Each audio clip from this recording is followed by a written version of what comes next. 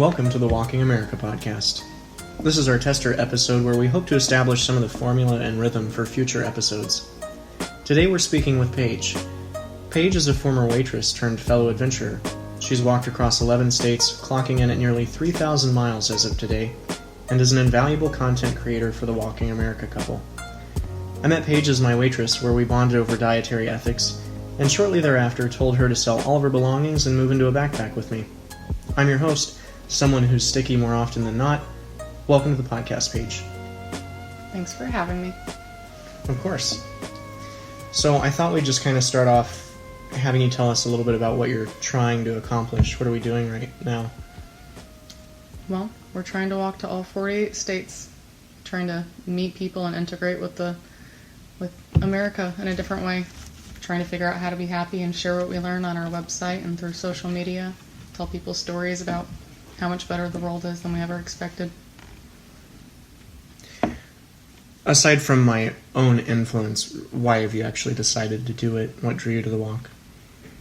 I think originally it was the adventurous side of things, the sights, the challenge, the alternative lifestyle of living on your own 2 feet, not finding happiness in a normal job or normal security, paying rent and living in an apartment and just living in one town my whole life.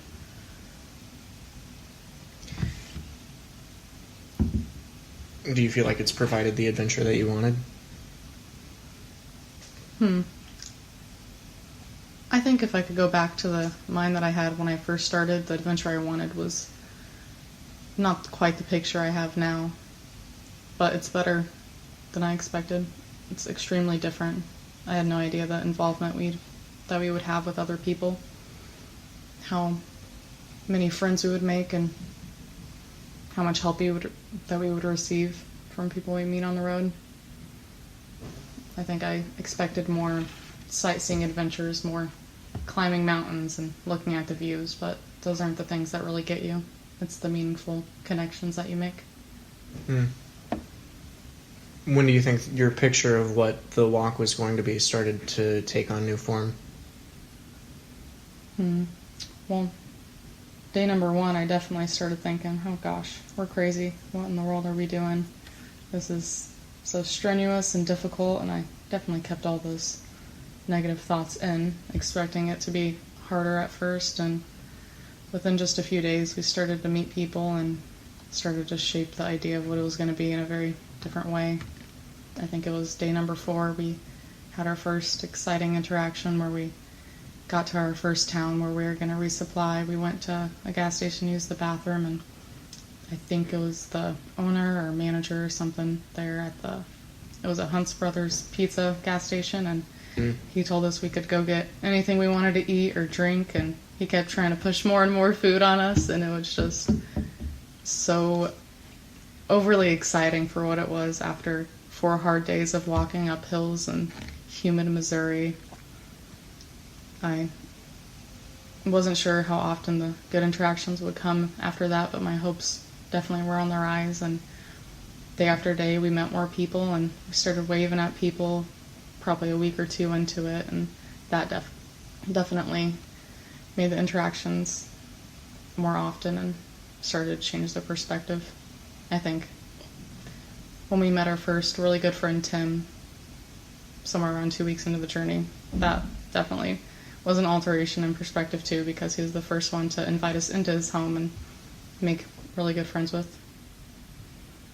I remember that first gas station, especially. Oh, yeah. Having started doing stuff like this on the trail, you don't receive the same sorts of interactions. You're mostly responsible for yourself. You hike out to resupply and you're just kind of in and out of town really quick. Walking into that gas station, because you were the first person to talk to him, and I didn't really even know what was going on. You were just like, they offered us free food inside. I'm like, okay. And when I went in there, I was like very reserved and kind of conservative with my order, and I just wanted like a handful of chicken strips, and they're like, oh, can we get you some for the dog? And I'm like, oh, I mean, sure, that's fine. Oh, you just want that many? Yeah, that's all I want, that's fine. Oh, we're going to give you some more, and then they stuffed the bag filled with more chicken strips, and asked to give us potato wedges, and I'm like, okay, I'm really, that is okay though. And they're like, oh, and you can get a soda too. Go get a soda over there. And then still, do you want anything else? Yeah, just so sweet. I remember. Yeah. I think my perspective of what it was going to be was also somewhat shaped on your experience backpacking, because we talked about it so much and I didn't really know of any sort of adventure going into it, so I had a little comparison with that. So we were both surprised by the social aspect. Yeah. Did not expect so much help along the way.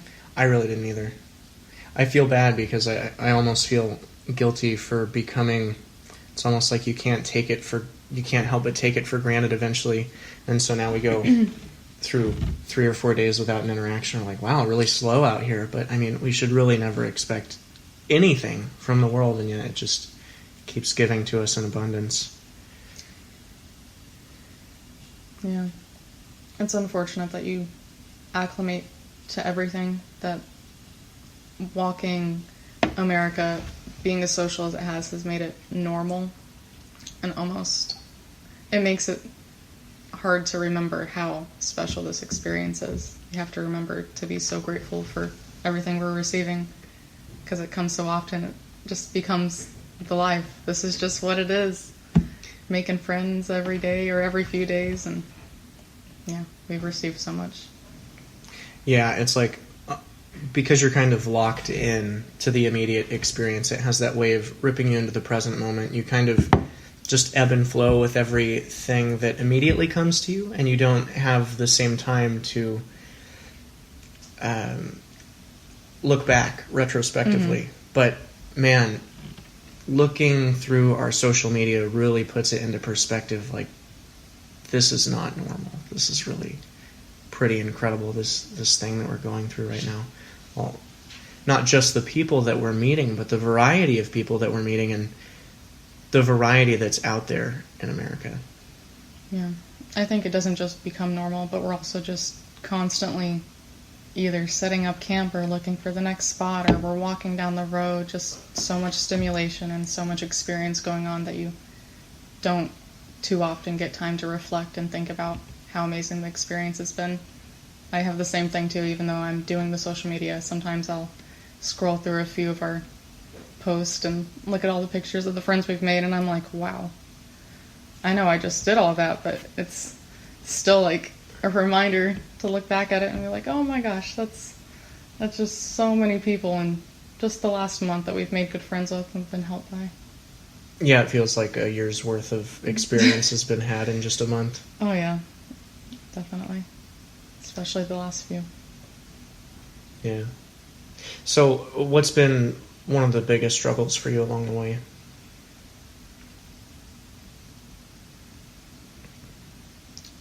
I would say the weather physically is the most taxing, the heat especially.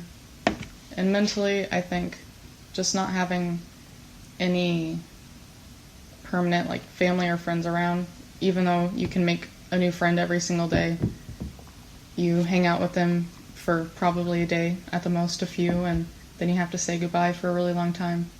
It's a bit of a lonely journey, even though it's so social. It makes me think of that line in the Mac Miller song. I don't remember what it's called, but he says, but it's when I'm standing in crowds that I'm feeling the most on my own. Mm-hmm. I felt that same feeling, yeah. Even though there are so many people there along the way.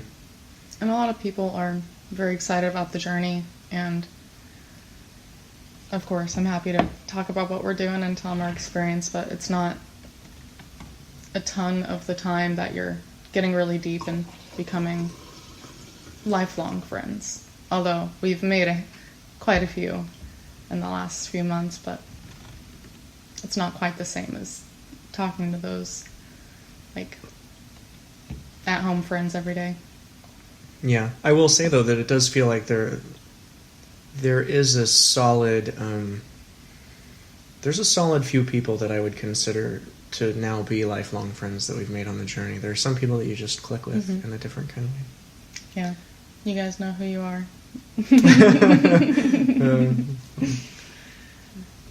Is there anything that's been most unexpected about the journey? I know you touched on talking like that you weren't expecting it to be so social, but is there anything that's maybe challenged you ideologically, or it's been unexpected with regard to... Well, I'll leave it at that. Most unexpected. I didn't expect to be able to...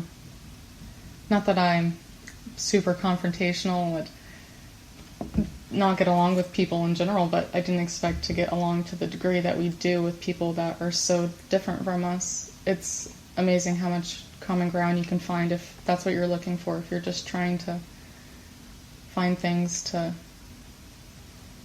maybe bond over, or trying to talk about the meaningful things, and you're not worried about changing someone else's mind, or no agenda there, just open learning about other people.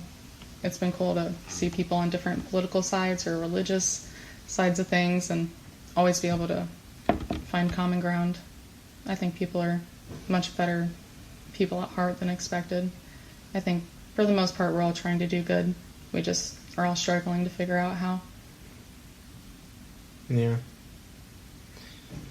That, and I think people are reciprocal, right? Yeah. Makes me think about that conversation we had with Alphonse back at Matt's house.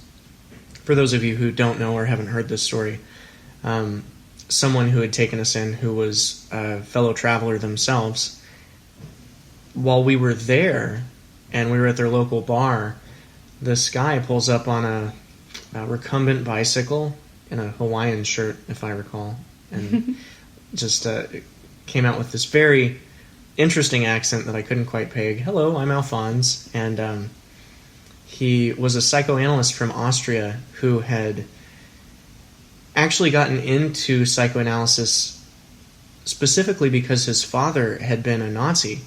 And his main question, the concern that kind of drove him, was, why does it appear that such seemingly good people can be made to do such awful things? And one of the points that he had brought up is that people are reciprocal, that they're in that moment, while we were talking to him, we were welcoming, and so he was welcoming in return. But if we had, thrown expletives at him or spoken to him pejoratively, he would have not been so reciprocally nice. Yeah. Yeah.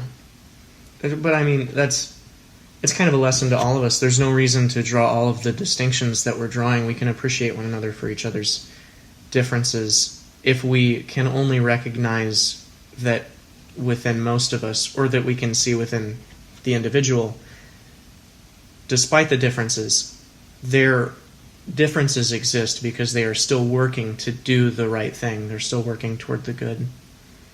Yeah. I've seen a lot of people give us the benefit of the doubt and trusting us to invite us into their home. I think that has a big impact on how the interaction is going to play out. We go into it expecting them to be good people, and we're trying to influence the interaction in that way too. Just walking around waving at people with big giant welcoming signs. And big goofy smiles. Yep. Oh, and don't forget big goofy sun hats. Yeah. Is there anything that you found most enjoyable? Let's moving aside from the people here for a moment. What's your favorite activity that you engage in on the walk? A favorite moment throughout the day that you have, or something like that? It's been cool to see how my perspective has changed on just how I look at the environment around us, how beautiful the farmland and the seemingly plain nature becomes. I think you acclimate to things in a way that you wouldn't expect, even with sights, appreciating the beauty. Farmland starts to be majestic looking. Just looking at what starts to look like golden crops and the way the leaves wiggle around in the wind, learning to appreciate everything in a different way. Nature feels more powerful when you're restricted to it more of the time. Yeah. One of the things that Paige and I do is we're often working to downregulate our dopamine needs. Right? We kind of work to... I think the contemporary term is dopamine fast. That might be what people think of most often, but really it's training of our attention to not constantly need excess stimulation. And then when you do that, because you've not been watching TV or listening to lyrical music all the time, or even music really, nature is singing to you in a different way. Yeah. I think just like these days there's a lot of like dieting trends and that sort of thing. I think people treat dopamine fasting in that way, like, oh, I'm gonna dopamine fast for a week, but I think it does a lot more if you try and take it on as lifestyle, just like eating healthy. Life can be more enjoyable, sights and sounds can be more enjoyable when you are less stimulated all the time and less pleased with every comfort material that you can be all the time. Yeah, it's strange that things are always looked at as this this temporary fix to a permanent problem. For example, I want to exercise to get into shape and then stop exercising because I'll be in shape. I want to diet to lose weight and then stop dieting because I'll have lost my weight. Man, if that was the way things worked, I'd be in great shape right now. Yeah. I think that's one of the beautiful things about the walk, right? Is it forces you to kind of exercise everything all the time. Mm-hmm. You have to exercise your empathy for other people. You have to exercise your mind in different ways because you have all these obstacles to overcome. And so if you weaken psychologically, then you're going to kind of collapse under certain pressures. Even just thinking about today, having looked for a campsite and spending 2 hours on the phone to no avail, that's a strange occurrence, and it can kind of, chip away at you a little bit. Yeah. I think a few years ago, just something like that could just break me down, like the stress of it. It's nice that the walk is forced growth. You just jump into something where it's going to force growth. I mean, you can know the ways that you want to grow, but you have to really force yourself into the activity regularly to make it happen. Yeah. That's why gyms are so much more helpful than at-home video workouts, because once you get yourself to the gym, well, now you kind of got to do it. You're not going to stand around in the gym not doing anything. If you pay for a gym membership, you feel more beholden to it, because otherwise you've wasted all this money. And if you're at home, it's just like, yeah, but I could just sit on the couch and knock out a whole family-sized box of Cheez-Its. Or now I'm tired. Whatever, I did enough of the workout. But when you're at the gym, there's all those other people maybe looking at you, or you're looking at them and how well they're doing. And when you're walking on the road, you're like, man, I'm tired and I want to sit down, but look at all these witnesses. No, just kidding. We got to get to a camp spot. What ideas are you currently working to deliver through the content that you're producing out of the walk?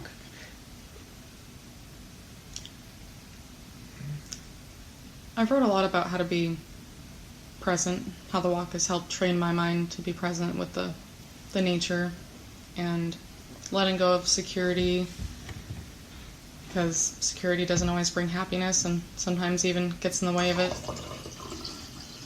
Talk about forcing discomforts and challenges on yourself, because it's what you need to grow. If you're comfortable, you're not typically growing, and gosh, I sure want to be comfortable sometimes, but it's not usually fulfilling. It seems like the limits of what we can bear are constantly getting tested and pushed just a little bit further. Yeah. For every inch that we grow, we are tested within that inch, just down the road. Yeah. Is that... So, are you hoping to shape the world in a different way? Do you want to... I hope I can give a little insight on how to be present to the people that read my content on the website or on social media. I hope to influence people. The main thing I talk about on there is probably just the interactions and how good people are. I hope to make people see the world in a better light and to be more willing to trust a stranger and give the benefit of a doubt to maybe help someone when typically we're guarded by fear. We put up walls because, oh, what if they want to take from me or steal from me, or even just if they want too much, but maybe learn to be more selfless and give ourselves before we put up that wall. So many people have been so helpful. I don't think even in the past I would have done some of the things that people have done for us. Like right now we're staying in a home that a friend we just made on the side of the road, she pulled over and spontaneously invited us into her home before she got to know us very much, because she wanted to help a stranger more than she cared about her own fear of the worst case scenario. It's a selfless action. Yeah. And it seems like it's exposure that allows people to engage in those sorts of activities. People have to integrate with enough people to learn that not everybody's out to get them. It's funny, I think, that the news and, I mean, not just that, it's just media in general, right? Mm. The media of today has conditioned us to think that everybody has an axe behind their back waiting to get you with it. Yeah. Whether it be violence or a scam or something. Yeah. I have not found that in this journey. Although we have so many good interactions, and I'm extremely thankful for the amount. Like, I couldn't ask for more. It is clear in the amount that we see. A lot of people look at us or react to us, or when we call looking for a camp spot, there's a lot of people that are very averse to welcoming a stranger in, who are scared to give someone a chance or even check us out or go talk to us before they decline out of fear. Yeah, it would be nice through this journey to erode a lot of those layers of fear. Yeah. I hope to, not for our own benefit, but I really hope we can change people's perspective and make them more trusting of the world for their own sake and for others' sake. Yeah, what's that famous quote? There's nothing to fear but fear itself. Mm-hmm. I think it's definitely something that we need to dissolve a little bit, because it is fear which often leads to violent action in so many circumstances. People are fearful that someone else is going to get them, so they get that other person first. Or people are... And in a way, even though that's not necessarily occurring like in the circumstance of walking, it is still, because what ends up happening is we have laws that are developed that are basically manufactured to prevent people from doing the kinds of things that we're trying to do, right? These no camping ordinances in town. Oh, yeah. People don't want to... So, yeah, they get those who would camp in an unconventional spot by making it illegal for them to camp there, because they're afraid, not necessarily for their own safety, but that person's going to litter, that person's going to trash the place, or those sorts of things. And so fear is just kind of ruling over our society in a way that's becoming really detrimental. Yeah. You make no camping ordinances, and then you find giant piles of litter under bridges from homeless people who maybe they're too busy hiding from the law because they're not supposed to be camping there, that they can't even haul their trash into town because they're trying to hide from those rules, and it just turns out worse for it. And I think it makes towns less friendly and communal when you can't let newcomers come in and camp or feel welcome because you have no camping ordinances. And there's some towns that are very closed off to newcomers. They look at you in a certain way, like they're afraid of what you're going to do, what you're going to take from them. That's not breeding a communal place, a happy place. Yeah, and I think it also creates this us versus them mentality, so that the homeless people, for instance, or the fellow traveler is more inclined to be like, well, then I'm going to hurt you in some way. I don't care. I'm going to litter. I'm going to do this. Exactly. That reciprocal action that we were talking about before. Yeah. So how do you... This is actually, it kind of leads into one of the questions here. How do you stay content among the hardship? So obviously you have the hardship of finding a place to stay. I'll volunteer my own here. Figuring out where to go to the bathroom and weather, etc. What are the things that you do for yourself mentally? Sometimes it's just the experience that balances itself out. You have several negative interactions followed by a beautiful one that makes you remember why you are doing what you're doing in the first place. And sometimes it's just a less positive day. You get maybe more judgmental looks or angry drivers going around you, or bad weather, or just a hard day. Sometimes we're just talking amongst ourselves, and I try to guide it in a positive direction, talk about how good it often is and how much we have to be grateful for, or how much worse it could be. Like, just a few days ago it was really hot, and I was like, but just remember the mosquito plague. It could be so much worse right now. How great this weather is that we're not swarmed by mosquitoes at the same time. Or what a nice hill. This is a nice quality hill right here. Mm-hmm. Can make a joke out of it, or just compare it to harder times to be grateful for the moment that you're in. Or maybe there's not a worse time and it's the worst of times, and you can think of how much stronger you'll be after the fact because you could get through it. You don't have to tell yourself a story about how horrible something is. You can look at it in a different light if you want to. It's sensation, it's not misery, because I'm not choosing for it to be. I can be hot, and I'll make it through it. I'm just fine to be hot and sweaty for today. No problem. Yeah. The obstacle becomes the way. Yep. Not that it's always that simple and easy. We'll all have our ups and downs, but you can shape your interpretation quite a lot, especially the more you practice it. I don't find myself getting too negative most of the time on the walk.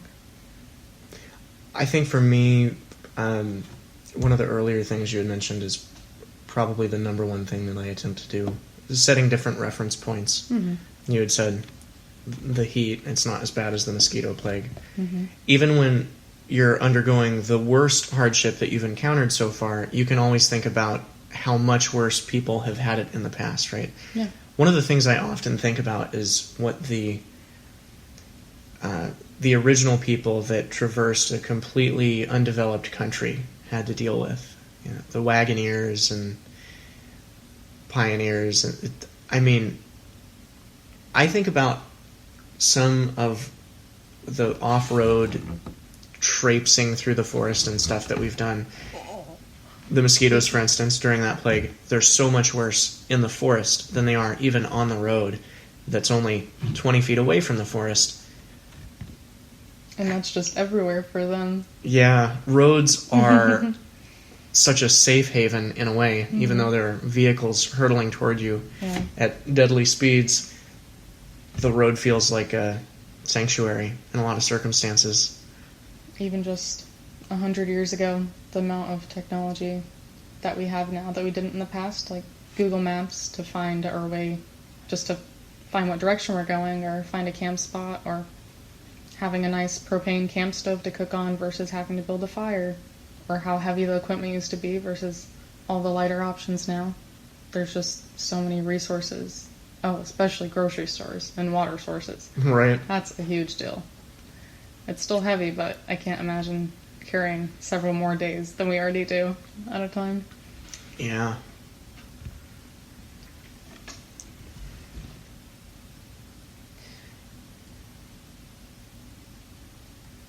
What do you want to do by the end of this next loop? Do you have any... Is there anything that you want to do with yourself psychologically that you hope to accomplish by the end of this next loop? Any mental goals, for instance? And are there any external goals that you have for the end of this next loop? Which, at the point of this recording, we have a year and a few months to go on this next loop. I suppose there's not an easy marker to point at for mental goals. Always working towards more peace of mind, getting better at meditation and practicing the things that I want to get better at, meditation and yoga and journaling for myself or for the website. I hope to get more established on my website journaling and get more on schedule with social media, get better at that, keeping up with it. It would be very relieving to end this walk, this loop of it, and feel like I established that. I also hope to be in better shape by the end of it. Weirdly enough, even though we've walked 11 states, it's still hard to stay in great shape. You can always out-eat your work. And we make a lot of friends with good cooks. Yeah. Oh, man. Well, and I mean, there's just that tendency to use the walk as an excuse to eat more. Yeah. Yeah. Well, I'm going to burn it off. I'm going to burn off this extra 2,500 calories I'm consuming in one sitting. Yeah, of course, you know. And as you know, my appetite's the size of a 6-foot-tall man. So. It's incredible. So you make me feel insecure. People always like, oh, you need so much food to keep up, man. You go ahead, eat more. Please, please. Like, oh no, I keep up just fine. Please don't encourage me. Yeah. I feel like whenever we start the loop and I'm not yet acclimated to walking, I actually do have the ability to consume more calories. It's like my body adjusts to the walk and it starts burning calories more efficiently. So then I get used to eating more, and then I get fat after eating more, even though I lose weight at first. Yeah. Yeah. I don't know what the science behind that. What is going on? Yeah, I don't know if there's any actual... right, I don't know if there's any an illusion? scientific basis for that, or if I'm just... It's my own anecdote there. Maybe just because we started the journey with more muscle, because we were gym goers. That could be it. I had like 10 pounds more muscle at that point. Mm-hmm. Well, I'm sure I've lost several pounds of muscle. Yeah.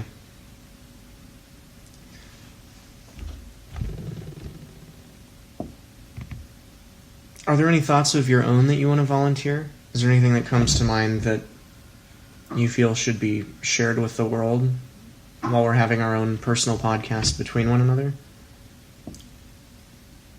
There's little things I think about how I could share it with the world.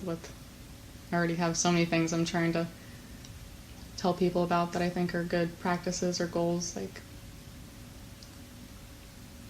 trying to figure out how to be more present and all that. But we do see a lot of litter on the side of the road. That's something I often think about. How could we encourage people to treat our world better? We see so many, especially alcoholic litter, beverages, like airplane bottles and cans and like glass bottles and stuff. That's one thing I think about. I also think a lot about minimalism, and I know it's become like a trendy thing, but I don't know. We've learned to live with so little, and I think we're happier than a lot of people that we meet.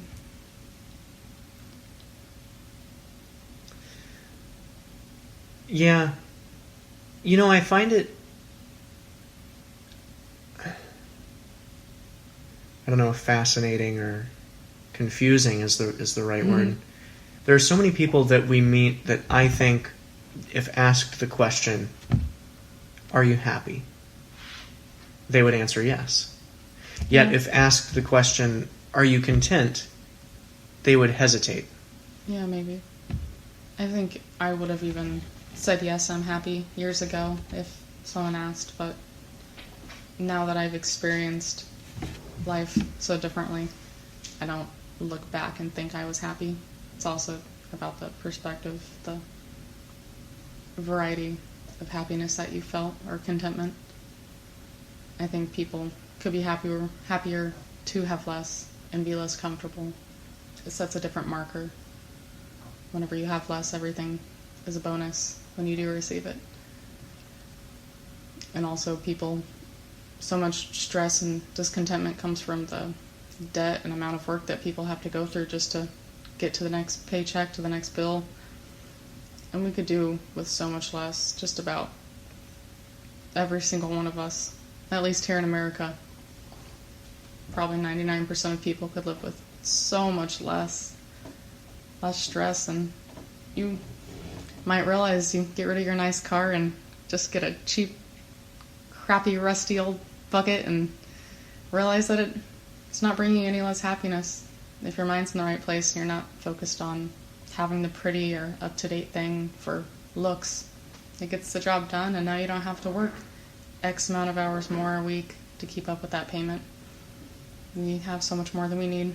We don't need a big house. We don't need a bunch of materials. We don't need decorations. Art's good. Art's healthy. But But those generic Hobby Lobby things. right, home goods and Hobby Lobby decorations. I feel bad to even say that. There are so many homes we've stayed in with those. No offense to you guys that have those beautiful works. You guys, you make it nice and cozy and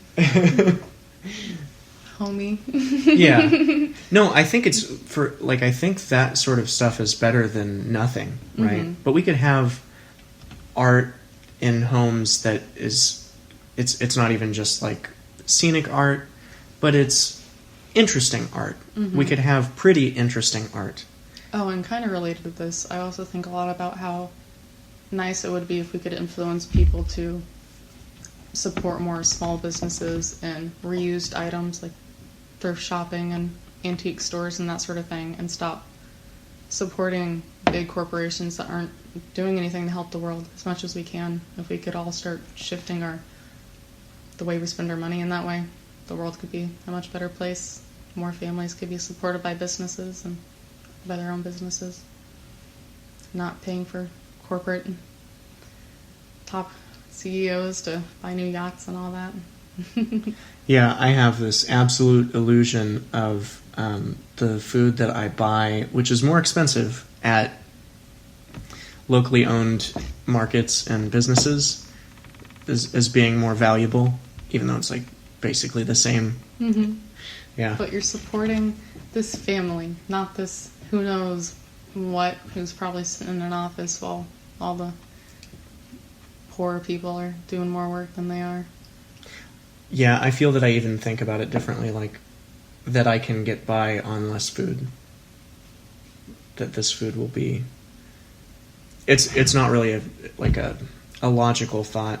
It's more that I am inclined to think that it's more valuable because I've bought it at a higher cost from a more individual business. Yes, the illusion that the expensive thing is always better than the cheaper thing. But in this case, it's actually useful. Yeah, it's useful to in a reduce different way. Consumption. Even if it's the same item.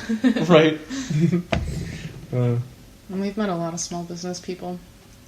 I hope we can do good and start supporting those more ourselves, obviously. As you know, we are not as far on that end as we should be. Not buying from Walmart and Amazon, the big corporations. It's true. Yeah. I mean, in my opinion, it is better to buy dinner at like a local bar or something like that, and go a little bit hungrier the next day than it is to buy breakfast for the next morning and dinner that night at a big corporation like Walmart. Yeah. Walmart is the only business that has given us a hard time on the walk. They've come out, I think, 3 times now. I was sitting in front of Walmart while Torin was shopping, and they tried to give me trouble as if I was begging for money just because I was sitting there with our Walking America sign that says funded by donations at the bottom. Not donations please or anything, and I would never ask someone for money. That is volunteer only, but yeah, Walmart is not very hospitable to people, even the people that are buying stuff from them. Very rude. Right? Like, yeah. I'm spending my money here, guys. Yeah, I'm not just loitering. Mm-hmm. My husband's in there shopping. You can see 2 carts here and 1 person. Right. Yeah. It's just a nice representation of what they're about. And then there's small businesses who come out and offer us a meal or ask what we're doing and just want to be nice and supportive. Or offer us a campsite. Yeah, that's happened too. Yeah. We even got to sleep inside a few bar or restaurants. What's been your favorite campsite so far? When you say campsite, I assume that you mean anything that wasn't even technically a campsite. Yeah. Yeah, that's what I mean. I mean, what's been your favorite place that we've slept so far? So many images just fly through my mind when I'm trying to think of all the places we've been. It's hard to track them. I feel like Angel's Peak, New Mexico. It was so cool to wake up on that canyon cliffside and look out and not even feel like you can comprehend how far or deep the canyon was. That was pretty magical. I feel so lucky to have gotten to stay there. For the listeners, from that little peninsula that we were seated on, which kind of jutted out into the canyon, off to your right you could see Durango Mountains, and off to your left you could see Arizona Mountains, all from this one spot here in New Mexico. Really incredible. I don't know if I've ever seen so much sky in my life. I haven't been to the Grand Canyon, and that might be such a spectacle that if you go there, this doesn't seem like anything, but I feel like it's comparable. A small Grand Canyon, I'm guessing. We'll find out when we get to Arizona. Yeah. So beautiful. I feel really privileged to have slept on the airstrip that we did just recently, just because of the sheer novelty of it. Mm-hmm. That was very cool. Yeah. We got to sleep on a private little airstrip for a local manufacturing plant because we had met the owners. We'd stayed at their property the night before. I got to sleep in a dairy, what would you call it? It wasn't with the cows, but it was a dairy farm. Well, we slept in the dairy barn, but it had like a viewing room. It was like a... just separate. Right, where you could overlook the whole barn. Mm-hmm. That was pretty cool. So we just stood up there and watched the cattle as they waited in line to get milked, which was something I didn't even know occurred. These eager cattle. It's pretty great. Oh, that little mini cabin in the woods in Chile, Wisconsin. That was adorable. Yeah. Where we saw the bear. Huh? I said thank you to the wolves. That was a great little spot for us, especially for our personal time. Yeah. Which we don't get too often. So great. We got to take several days out there, which was very much needed. We often don't get time to ourselves like that. Oh, and I have to mention the camel farm, of course. Airbnb, Camel, Colorado, and you'll find it. Camel Airbnb, Alamosa, Colorado. Yeah. Something like that. I'm sure you'll find it if you search it. Big thanks to Matt and Megan. Mm-hmm. Yeah. They gave us a little tour. Got to go pet camels and sleep in their adorable little hogan on this private and secluded, just off-grid land. It was really, really cool. Oh, and miniature donkeys, of course. Can't forget those guys. They're very sweet. Or gals. The horse and carriage ride was really neat with Dana. Ooh, yes. Yeah. That was fun. Just posted about that. There we slept in a shipping container, actually. We woke up to rain in the middle of the night, but And quite... hail. And hail. Mm-hmm. So very happy, morning, I guess. very happy to have had the shipping container there instead of the tent because of the hail. Life seems to work itself out. Whenever something bad is coming along, just happen to be in the right place at the right time. Bad weather. It always seems to work out for us. Think about how lucky we've been. In the tornado, we had made friends with someone who had an RV, and at a park where there was a tornado shelter. For the last 2 hailstorms, one, we had made friends with someone who had an RV. The last one, we were in a shipping container. Mm-hmm. There was one short little hailstorm. We were staying in a parsonage. Also. Oh, yeah. Yep. That other hailstorm that actually hit us while we were walking down the road, that the guy and his family, they pulled over in the truck and let us take shelter in the under the hardcover of the truck bed. Because the truck was filled with children. So. Right, for about 20 minutes. That was really nice. Yeah. In that moment, it felt like a huge deal. It was nice weather until it started raining, and then it was just absolutely freezing. It felt like it was stabbing your legs. My legs were going numb. And then I don't remember if I could even tell the difference between the hard rain and the little balls of hail. It was just all stabby. Just to sit and all crouched over, soaking wet in a truck bed was just like the best gift I could ask for in that moment. The little things sure can mean a lot. I hope everyone knows who helped us out or stopped to give us water or waved at us or just shows support in any way. It's a huge deal. It really keeps us going. Yeah. People have been absolutely incredible.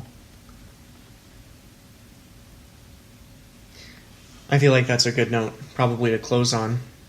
Is there anything else that you want to add just before we go?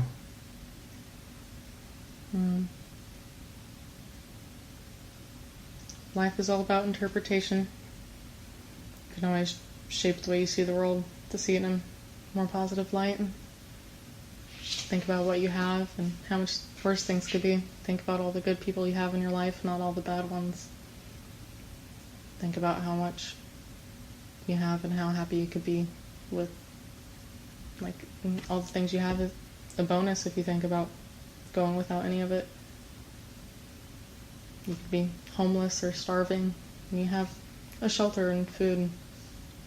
Yeah, it's all about interpretation, I believe. Yeah, I think if I gave my attention to all of the bad things that occurred on the walk, I wouldn't be walking. Yeah, I think with the wrong mindset, you could have the exact same experience that we are and see it in a much more negative light. Also, I'm a huge advocate for meditation. I recommend that practice to everyone. I think it's been the most helpful tool to trying to create a more content mind for myself. Yeah.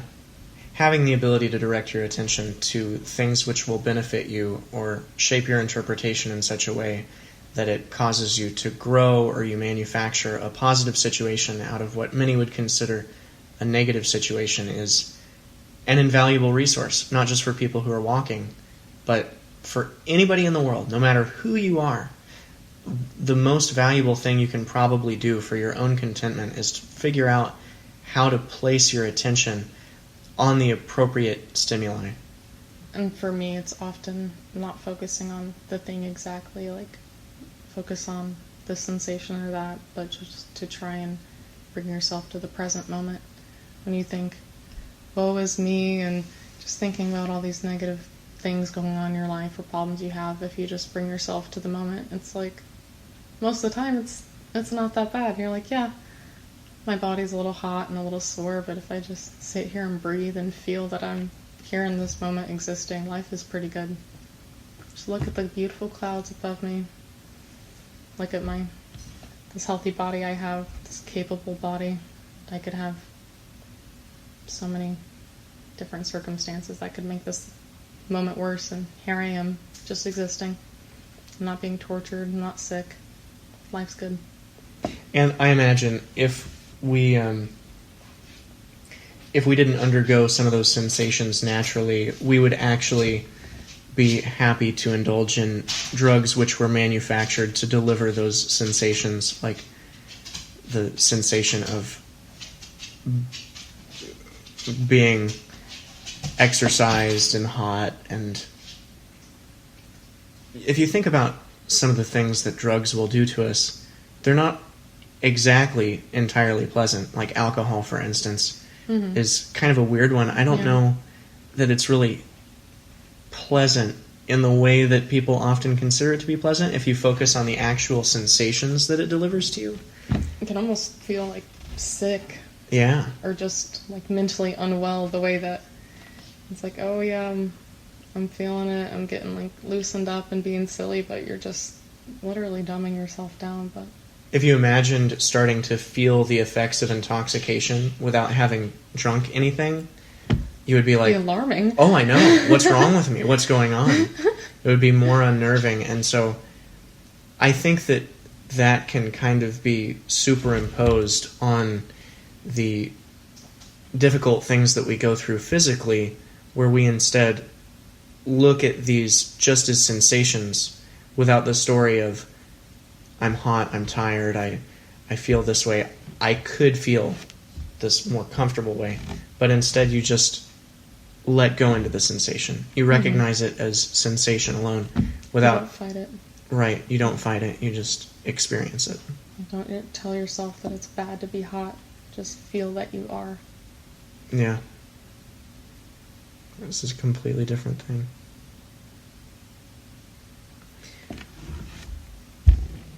Well, you have just been a wonderful podcast guest. Oh, thank you. It was an honor to be your first guest. Thanks for joining us today. If you enjoyed this content, you can donate through one of the links on our website, walkingamericacouple.com, or, as always, find us on the road somewhere and throw a bottle filled with cash at us. Thanks, America.